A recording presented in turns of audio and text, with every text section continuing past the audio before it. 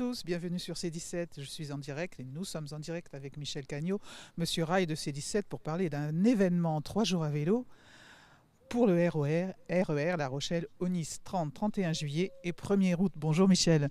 Bonjour Michel. Alors, 6 associations seront présentes pour cet événement.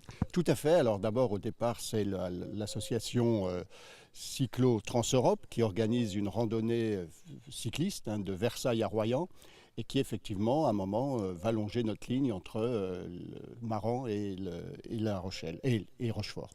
Alors, les autres associations qui se sont agrégées, il y a 2 autres associations de vélo. Il y a Vive le vélo et le Vélo pour tous, plus bien sûr l'association Capronis, notre fidèle partenaire, et Altro, bien sûr, et bien sûr aussi Objectif RER métropolitain qui est aussi à la manœuvre et qui est toujours pour le développement de ces RER dans le cadre de la loi SERM promulguée en décembre 2023. Nous sommes à Châtelaillon, en gare de Châtelaillon. Et pourquoi donc? Alors Châtelaillon, pour plusieurs raisons. Déjà, le 1er août, ça sera un événement ici, puisque à 10h, on sera là, il y aura un rassemblement.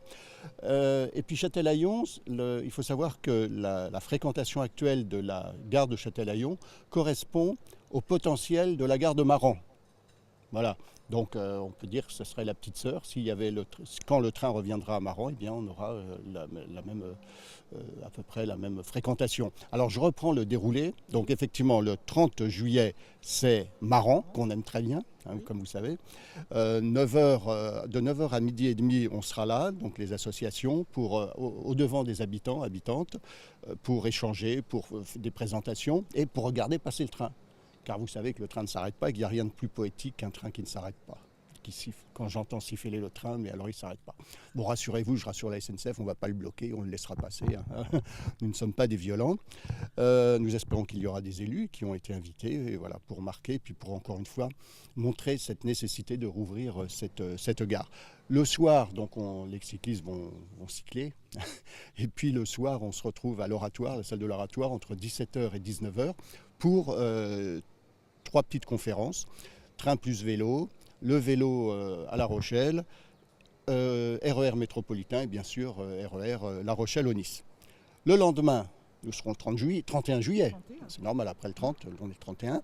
Et bien là, ça sera une déambulation cycliste entre la gare de La Rochelle, où on se retrouvera à 10h30, et puis après, pour aller à la halte de Porte-Dauphine et à la future gare de La Palisse. Donc voilà, ça c'est le 31. Il faut savoir que c'est le jour de repos des cyclistes et donc c'est une petite étape qu'il aurait proposée et que c'est ouvert à tous les autres cyclistes. Je redis aussi que tous les cyclistes qui veulent se joindre, même entre Maran et La Rochelle, ils peuvent venir avec leur vélo au rendez-vous. Et le 1er août, 1er août, eh bien, nous serons à 10h à Châtelaillon.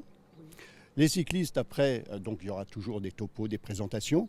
Les cyclistes, après, iront à Fouras et de Fouras à Rochefort. Et à Rochefort, dernier moment fort de ces événements, 16h30, au passage à niveau de la rue de la Casse-aux-Prêtres. C'est marrant comme nom, c'est la Casse-aux-Prêtres.